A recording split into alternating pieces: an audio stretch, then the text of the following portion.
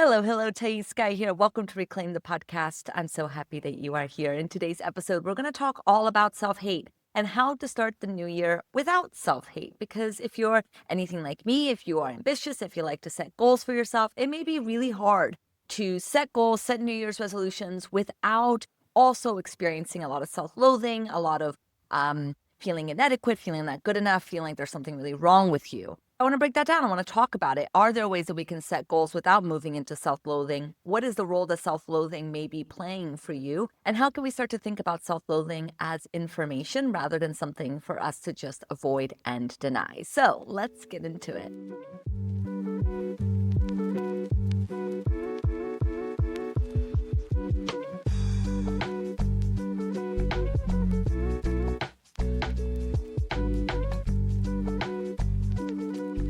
Oh my goodness, we are here, the first podcast episode of the year. I'm so thrilled that you're here. If you're new to the podcast, I'm a licensed psychotherapist, and I'm your host here on Reclaim, the podcast that brings nuance to popular psychology and offers help beyond self-help. After a decade in the wellness world as a yoga teacher and a somatic coach, I became disillusioned with the approaches that keep people on a self-improvement treadmill without addressing the deeper patterns. That's what led me to go back to school to get my master's in clinical psychology. It's what led me to study psychoanalysis, because real lasting change often requires more than just behavioral fixes. So if you are a tender-hearted human craving substance, complexity, and an honest look at yourself and the human experience, you're in the right place. So every year I create this workbook. It's like 60, 70 pages filled with prompts to help you review your year.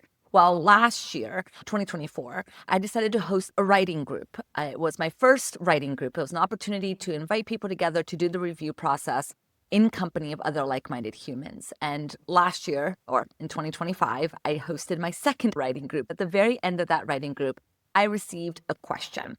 One of the participants asked me, look, how do I go through this review process without moving into, oh my gosh, look at all the ways I failed, look at all the ways I am behind, look at all the ways I need to set my eyes in the new year to do the self-improvement thing? How can I do a review process without moving into, oh my gosh, how do I fix and change myself? I really love that question, because I think it's one of the reasons why we don't even do a review process, why most of us don't want to spend any time looking at the year past. It's often not because it was such a terrible year that we don't even want to revisit it, although that can be true for some of us. But I think for most of us, we're worried about what feelings are going to get stirred up when we look back. And the feelings that many of us, I think, are worried are going to get stirred up is grief, yes, but also a lot of self-loathing, regret, feeling like we should have done better, we could have done better. Why did we make the mistakes we did? And when we are overwhelmed with self-loathing, it can be seductive to conclude, okay, I'm broken, and now I need to set New Year's resolutions. I need to set goals that are going to move me away from these disgusting, awful feelings into happiness, joy, contentment. I'm going to do that through New Year's resolutions. I'm going to do that by critiquing and attacking myself, by trying to willpower and self-discipline into a new me. And so that sets this landscape of the new year, and that can create a painful setup for the start of the year. So for many of us, to avoid all of that, we don't do any type of review process. But that's hard because we can't grow without self-examination. We can't really grow without taking time to understand what really happened, what was going on for us, how we reacted, how we respond. We can't grow without that type of analysis, without that type of understanding of oneself. How can we grow? How can we look forward without self-loathing, without collapsing into a sense of shame or disgust or kind of contempt for ourselves, and then New Year's resolutions built off of that contempt? How do we do this? That is what I'm hoping to address here today. How do we move into the New Year's without that very painful cycle of review, self-loathing, resolutions? Now, if you want more about New Year's resolutions and the worthiness wound, check out the podcast episode I recorded this time last year. I think that episode is still really, really relevant. What is the relationship that we want to have with New Year's resolutions? How does it connect to the worthiness wound? Check out that episode. It's in the show notes. If you're watching this on YouTube, it's going to be linked down below. It's episode 216. It's called Worthiness Wound and New Year's Resolutions plus 2024 Reflections. Today, the topic is just a little bit differently, okay? We're not going to really tackle too much on New Year's resolutions in as much as we're going to tackle the self-hate portion that often comes with New Year's resolutions. I like to think about the new year as a psychological rupture. As much as maybe we understand time is not linear or is a social construct, or the time and the way that we measure time is kind of created internally. We need that structure to feel contained, to feel some level of certainty about our lives. But when it comes to the New Year's, it can often stir up a type of rupture of our time. We start to look at this new time as a fresh start with lists, goals, and pressure and comparison that comes with this idea of a fresh start.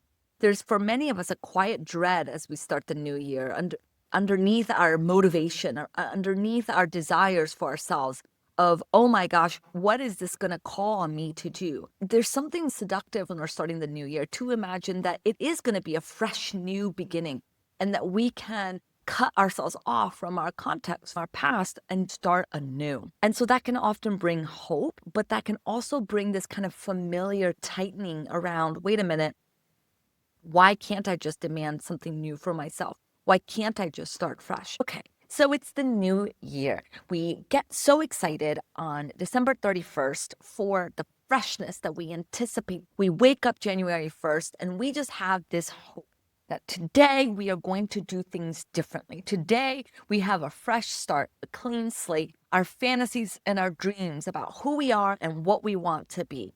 The new year can bring hope about what is possible, but also bring a lot of dread about what's going to be required of us, dread around motivation and willpower, and will we be actually able to fulfill the fantasy that we have for ourselves. For many of us, the new year often intensifies our self-hate, because self-hate often gets stronger around transition points, around the liminal space, the in-between, the gap between where we are and where we want to be. When we get in touch with our desires, when we get in touch with what we hope for ourselves, in these transitional spaces, oftentimes we find that self-hate can intensify. It's almost like it fills the vacuum. It gets stirred up, not because we're actually failing, but because something vulnerable is alive within us. Desire can be hard for so many of us to hold, because desire is the possibility without yet the attainment, right? We want something, we don't have it. In that space of wanting and not having, we often fill it with self-loathing, with a destructive force wanting to move us away from a liminal space and into a space of certainty. Now, I like to think of self-hate as functional. It means it serves a function. There's a role that it can play for many of us. And when we can understand that function, when we understand that role, we can create more space to relate to it a little bit differently. One of the things that I think that self-hate does is it's a defense against uncertainty. Explore more about this and the role of New Year's resolutions in that episode 216, so go check it out. But self-hate specifically, I think, can often play a role of moving us from something being uncertain and unknowable to something more certain. Because the new year reopens a lot of questions. It asks, who am I now? What if nothing changes in the year? What if too much changes? And self-hate offers false certainty. At least I know what's wrong with me. At least I know what's going on internally. And that is that I'm failing, that I'm falling short. That is that I'm not good enough for the dreams I want. So we move away from uncertainty about, can I do what I want? Are my dreams possible? Am I allowed to have the desires that I have? And now we're back into, well, I'm probably going to fail. Well, I'm a bad person anyway. Criticism, self-criticism, self-loathing, that kind of self-attack creates a structure where the future feels now contained. Rather than this blank slate where anything is possible, now we're back into a very familiar territory. And in that way, self-hatred is a way to feel in control. We use harshness as a masquerade for discipline, right? The fantasy of, if I stay hard on myself, I'm going to be able to prevent disappointment. And this is especially common for those of us who grew up managing emotional unpredictability in our home.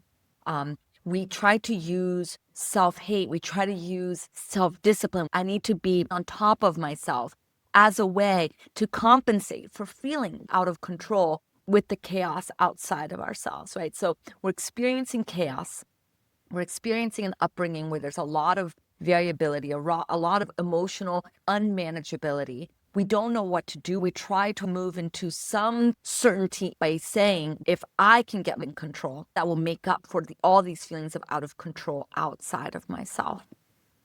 So, I really often see self-hate as a way to block out what's happening outside of ourselves, because when we are experiencing a lot of self-hate, right, we're almost no longer paying attention to what's happening outside of ourselves. Self-loathing can take up a lot of space in our minds, and it's very unoriginal thinking. It's not very imaginative when we're overwhelmed with self-hate.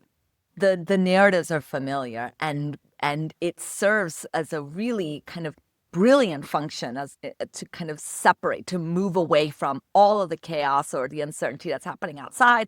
And now we're in familiar territory.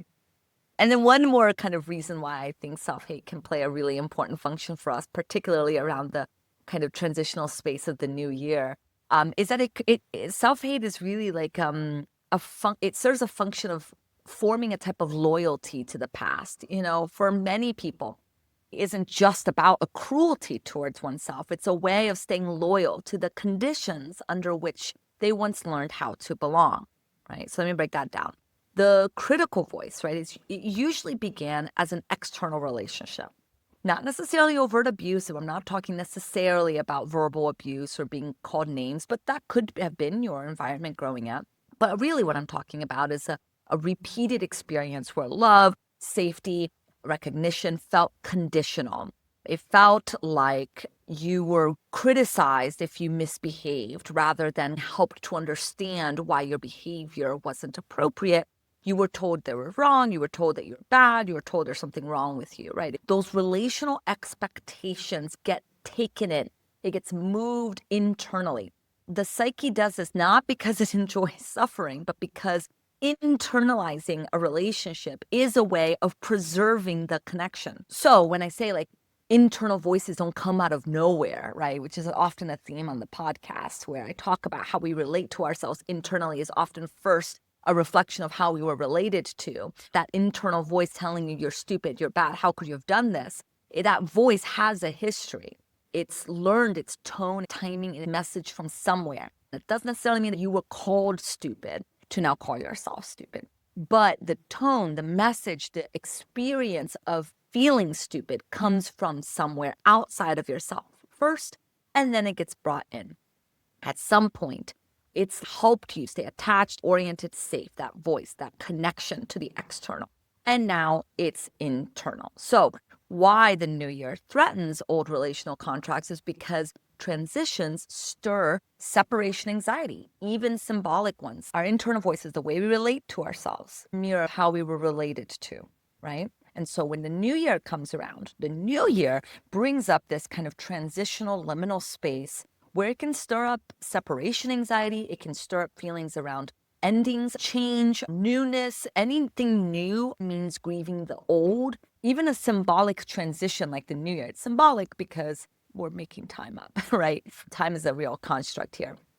But despite that, the new year often implies for us that something could change, that you might want more for yourself, and it might kind of try to loosen up old ways of organizing yourself. And we're confronted with the possibility that actually change is more possible than you think, that you could create some different conditions for yourself.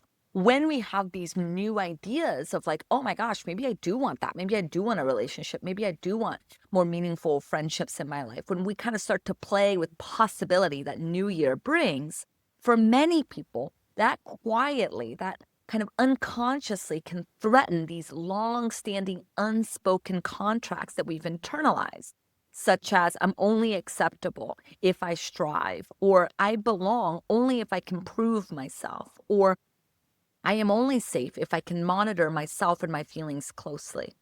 Yes, now these aren't conscious beliefs, they're often unconscious, but relational agreements that we learned early, for many of us before language even took place. We have to be a certain way to stay connected to our caregivers.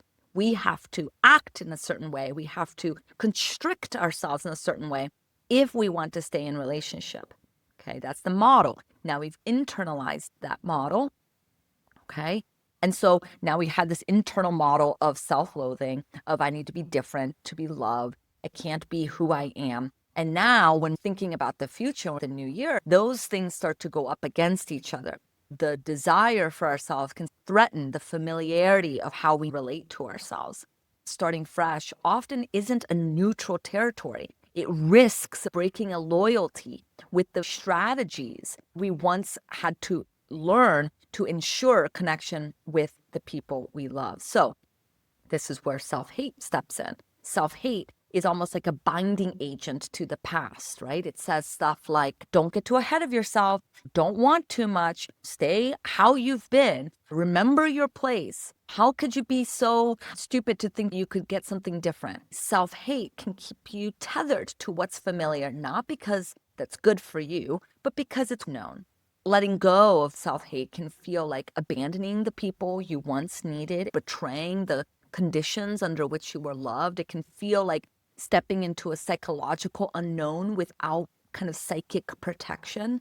And so all of this is often happening unconsciously. The psyche often chooses familiar pain over unfamiliar freedom. If we treat self-hate not as something to eliminate, but as meaning we're missing, we can start to think of self-hate as not just necessarily a resistance to change, but in as much as a grief about what that change would cost.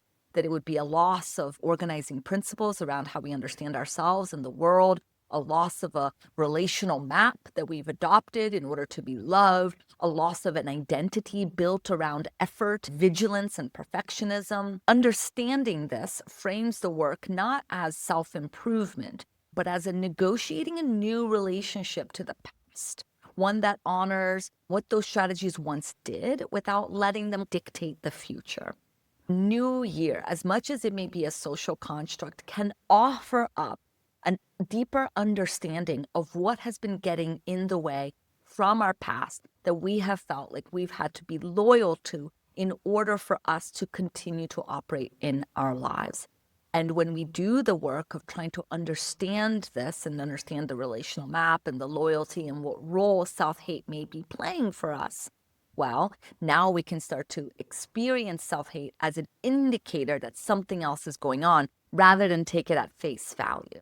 Maybe self-hate is a type of communication rather than an actual indication of how you should be feeling about yourself. Now, where does self-hate come from? There's a lot of theories out there, but there's a few that I've come to appreciate in my clinical practice.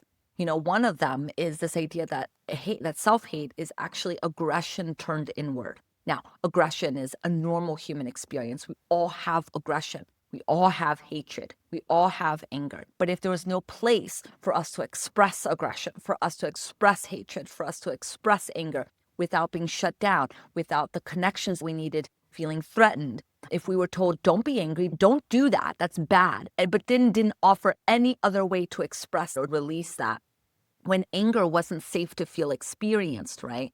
Without being told that's wrong. Well, it has to go somewhere. Our feelings don't just disappear. They alchemize. They get regenerated in something different. And so for a lot of us, because we weren't taught that aggression was safe, healthy, and important, we learned this feeling is a problem. Then we take it one step further of I'm the problem. Then the aggression gets turned back towards ourselves as self-hate. Self-hate becomes this kind of a contained rage towards ourselves because we learned that there was no point in raging towards anybody else. And this creates a closed loop system where the anger and the frustration have nowhere to go. And so it just attacks oneself with the hope that if we could just change the feeling, if we could just change ourselves, then we wouldn't have to deal with other people being disappointing, other people failing us, other people's limitations. We really hope that we can overcome our own limitations to make up for the fact that we are experiencing the limitations of other people. A lot of times, coming to terms with our self-hate or coming to terms with self-improvement and wanting to change ourselves means facing our limits. Oftentimes, when we're thinking about, well, I just want to create New Year's resolutions, and then I can't help but doing that from a place of self-loathing, we are invited to wonder, maybe that isn't the right tool for us right now. Maybe New Year's resolutions isn't actually something that's going to be viable for you, at least not right now.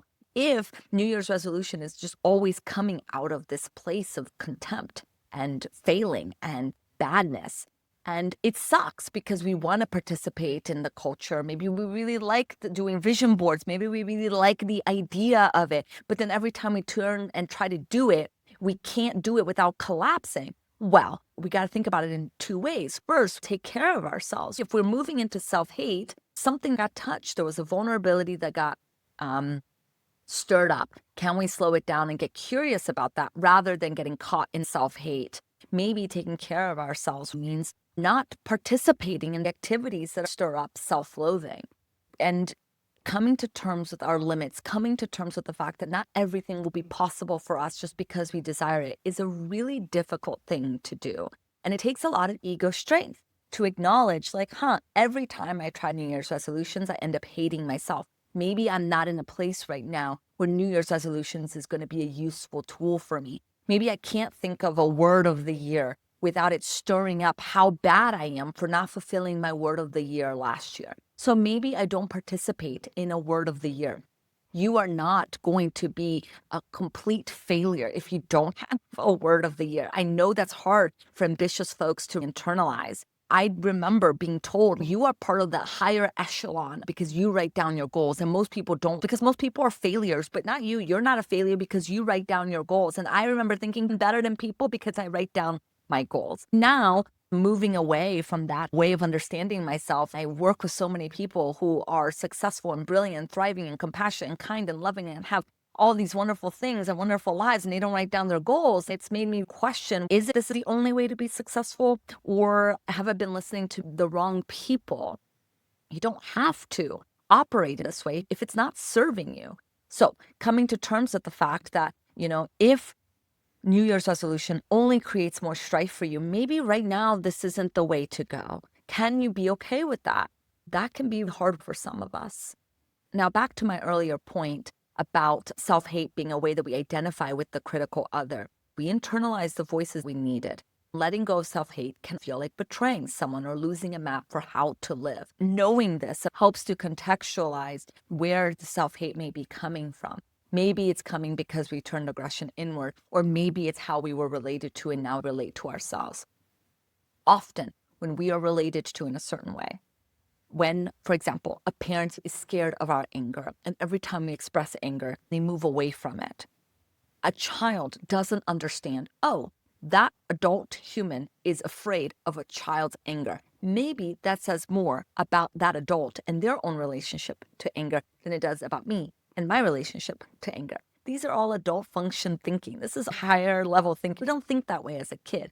We tend to think they're afraid of my anger because there is something about my anger that is actually bad. They're justified in their fear of my anger. If my anger is scary, the next step we often move to, because this is unconscious and we're not kind of thinking about this logically, but we're trying to make conclusions about the world to try to keep ourselves connected and safe. Our next step is I am scary. Not my anger is scary, I'm scary. And then there's something wrong with me. Next, I have to manage myself so I'm not scary so I can stay connected. We turn that aggression towards the self. I need to change. I'm broken. What is wrong with me? I need to manage my anger. I need to manage myself. And now we move around the world as an adult, wondering why we experience so much self-loathing. It's all because it got all moved unconscious, but it's now still operating in how we relate to ourselves and the world. If New Year's stir this up, what an opportunity to think more deeply about what happened for you, what was going on in your past that's led to this point. Now, for a lot of us, shame is a relational inheritance. It's learned in moments of misattunement. Self-hate can become a way to preempt the rejection. If I hate myself, if I'm so hard on myself, then if my boss criticizes me, then I won't experience it. I often equate this to it's easier to stay drowning in the ocean than to get onto a canoe, be caught by a wave, and be pushed under. Much easier to stay in the shame, to stay in the bad, than to believe in ourselves and have someone tell us, oh, you suck. There's something about it coming from the outside that would feel all the more painful. So we do it to ourselves first. We anticipate it first.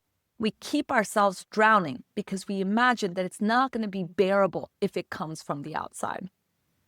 Resolutions can reactivate these dynamics. Resolutions land in an inner world where we already feel bad about ourselves. And we already feel like if we are not constantly criticizing ourselves, then we are never going to improve. Where did we get this idea that unless we have critical voices telling us how bad we are, we're never going to get up in the morning? It's important to wonder about that. Where did that come from? And why do we believe that so staunchly? And is that really true? I work with eating disorders. We often see this as I can't have junk food in the house. If I have junk food, I'm never going to stop eating it. I have to limit pasta because if I really let myself go, all I'm going to want to do is eat pasta. I'm going to become this lazy pig who just eats pasta all the time. What is going on? We're so scared of our hunger, our desires, whether it's for pasta or that's usually a symbolic for something else, for some type of sustenance, for some type of nurturance. We're so scared of how deprived we are, how hungry we are, that we feel like we have to contain ourselves. We have to limit ourselves because if we let go, we're going to gorge. If we don't set an alarm, we're never going to wake up. We're scared of the ways in which we may be lazy, the ways in which we may not want to always self-improve, that we think that that part of us is just going to take over. And so we try to stay on top of it, to stay in control so those parts don't take over. As counterintuitive as this may sound, what often happens is that part becomes louder. The more we try to control ourselves, the more out of control we tend to feel. And that's why self-improvement often makes our self-loathing and inner experience of feeling out of control and needing to manage ourselves even worse. New Year's culture assumes the problem is motivation or discipline. But self-hate doesn't dissolve under that type of pressure. It only hardens. Having more willpower and more discipline won't absolve the self-hate. It's only going to fuel it. There is a difference between change driven by contempt and change driven by understanding. It actually feels different. But for many of us, we're so scared that we've never experienced the type of change driven by understanding. We know ourselves as change driven by contempt. We're terrified if we take away the contempt, we're going to take away the change. But you can't hate yourself into a life you want to stay in. You can't hate yourself and self-discipline yourself into a sustainable life. If you are trying to change with contempt, you're going to always need the contempt. And the irony is, while there is contempt, there is going to be a part of you that is going to rebel against it. Because it's not getting addressed in our desire to change with the underlying contempt. What we're not addressing is our ambivalence, our desires to not change, our lazier or more, whatever, our other inner experiences has no room to breathe, to be understood, to have compassion for. And so we're just pushing parts of ourselves away in order to change. But that change is probably not going to then lead to the feelings that we're really wanting, because the feelings that we're really wanting are going to come out of expanding our capacity to be with all of ourselves, not contempt, push through, self-change. So my invitation here is what is self-hate that comes up for you in the New Year's, or self-hate that underlies your desires, your goals, what if that wasn't an enemy? What if it was trying to do something for you, trying to communicate something? And so we can start to maybe in that way get curious, when does self-hate show up most for you? What does it seem afraid would happen without it? What is the fear if you didn't experience that self-hate? Let's get more curious about what function this self-hate is serving, rather than assume it's right or assume you have to listen or it's a problem, you just have to ignore it. Anything that we ignore, we're actually giving it more power. So rather than try to deny the self-hate or try to ignore it, what if we could listen to it not as an indication that you are failing, but as a flag that something else may be stirred up? Oftentimes, it's this type of understanding and curiosity that loosens the identification with self-hate. Self-hate loses its power when it's no longer mistaken for the truth, and instead as an invitation, as an opportunity to understand something more about oneself. So to answer that question, right, of okay, I'm doing the review process or I'm doing my New Year's resolutions and I'm noticing myself just going into all the ways that I failed this past year and all the ways that I really could have done better. And I start to write down, well, now I want to wake up every day at 6 a.m. and I have a clearer routine. It's starting to feel like it's churning this engine of self-hate. Okay, so you found yourself there. Now what? A couple of things. We have to acknowledge there's self-hate, self-loathing, contempt. I'm feeling really bad about myself. Let's take a step back because this activity is not going to actually ultimately be the way that I want to live my life, right? If that's your goal, maybe you're okay with the contempt. But if you're listening to this episode, maybe you're not okay with it. And you want to move away from that type of relating to oneself. The first thing to do is notice when it comes up. Notice, oh, I'm going into the self spiral. I'm starting to have thoughts and feelings about how bad I am. Okay, so first we notice that, and then we wonder, what else could be here? Why is that this activity has led me into self-hate? What is the self-hate doing for me right now? Maybe it's helping me move into something familiar because the new year feels too uncertain and overwhelming. Moving into the new year brings me in touch with the grief of what didn't happen this past year, or all the ways that I feel very disappointed about myself or by the people around me or by life in general. And I want to move into self-attack to feel a little bit more in control of those disappointments. Or maybe I'm feeling like I'm changing and growing in ways that are moving me away from what I have known. And that feels really scary. And so my self-hate was a way to try to move me back to what is familiar, into loyalty with the systems that raised me. That could be an opportunity to explore the function that self-hate is playing. As we kind of get curious about it, hopefully we're starting to move away from getting entrenched in the belief. We're starting to loosen its grip. Maybe self-hate is not something we have to just listen to, but something else is getting stirred up. A vulnerability is getting stirred that is being invited to look into. Maybe we have to just step away. Maybe New Year's resolutions just is not going to be where we're at right now. Maybe the review process isn't too intense. Maybe we do New Year's resolutions with a loved one, someone who can remind us of our goodness as we're thinking about how we want to orient our goals towards the new year. There's something special about goal setting with a therapist, with a trusted advisor, with a mentor, with a friend that you really love and that can really hold your goodness in mind. Because then when you're like, okay, I think my goal for this year is I want to exercise 5 times a week, maybe this friend can be like, but you don't exercise anytime right now. So what's going to help you set yourself up to go 5 times? Are you setting yourself up to fail? Is there another goal or another way that we can think about exercise that's actually going to feel more spacious? Sometimes having another person in the experience can help us extend kindness to ourselves.